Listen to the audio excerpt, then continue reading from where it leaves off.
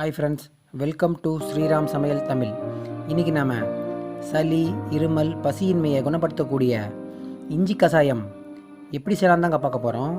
இந்த இஞ்சி கஷாயம் செய்ய தேவையான பொருட்கள் என்னென்ன, இதை எப்படி செய்யலான்னு பார்க்கலாம் வாங்க. இஞ்சி கஷாயம் செய்ய நான் 2 துண்டு இஞ்சை, அதாவது 2 இன்ச் அளவு தோல் சீவி வச்சுருக்கேங்க. 1 டீஸ்பூன் கொத்தமல்லி விதைகள், அரை டீஸ்பூன் கொஞ்சம் அதிகமாக மிளகு, அரை டீஸ்பூன் ஜீரகம், ஒரு 10லேருந்து 15 துளசி இலையை தண்ணியில் போட்டு கழுவி வச்சுருக்கேங்க. ஒரே ஒரு கற்பூரவள்ளி இலை, ஒரு பிஞ்சளவு ஓமம், அப்புறம் தேவையான அளவு பனங்கற்கண்டு எடுத்துக்கிட்டு நம்ம இஞ்சி கஷாயம் செய்ய ஆரம்பிச்சிடலாங்க. முதல்ல ஒரு மிக்ஸி ஜாரில் கொத்தமல்லி, மிளகு, ஜீரகம், ஓமம், துளசி இலைகள், 2 இன்ச் இஞ்சி,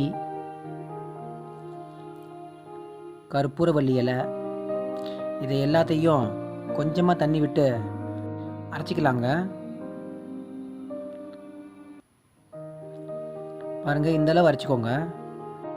ஒரு பாத்திரத்தில் 300 மில்லி தண்ணி எடுத்துக்கிட்டு ஸ்டவ் ஆன் பண்ணிக்கோங்க. அது லேசாக கொதிக்க ஸ்டார்ட் ஆனதுமே இந்த அரைச்சி வச்ச விழுதை நம்ம கலந்துக்கலாங்க.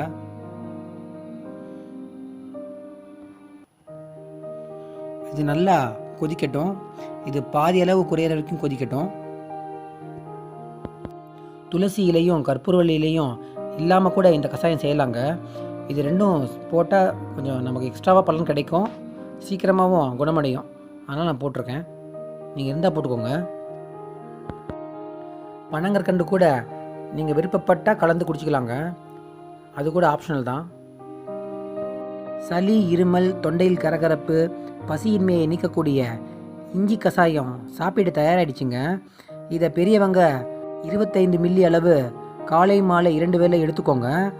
சின்ன குழந்தைங்க, அதாவது 5 வயதுக்கு மேலுள்ளவங்க 5 மில்லி அளவு எடுத்துக்கலாங்க. 2 வேளை எடுத்துக்கணும். ரொம்ப உபயோகமான இந்த காலகட்டத்துக்கு அவசியமான இஞ்சி கஷாயம் செய்து பார்த்து கமெண்ட்டில் எப்படின்னு எனக்கு சொல்லுங்கள். இந்த வீடியோ உங்களுக்கு பிடிச்சிருந்தா லைக் பண்ணுங்கள். உங்கள் ஃப்ரெண்ட்ஸ், ரிலேட்டிவ்ஸ், தெரிஞ்சவங்களுக்கு ஷேர் பண்ணி எனக்கு சப்போர்ட் பண்ணுங்கள். மறக்காமல் சப்ஸ்கிரைப் பண்ணிக்கோங்க. பக்கத்தில் இருக்கிற பெல் ஐக்கானை ஒரு தட்டுங்க. அப்போ தான் நான் அப்லோட் பண்ணுற எல்லா வீடியோவோட நோட்டிஃபிகேஷனும் உங்களுக்கு சேருங்க. ஓகே ஃப்ரெண்ட்ஸ், நாளைக்கு ஒரு நல்ல ரெசிபியோட உங்களை பார்க்குறேன். தேங்க்யூ.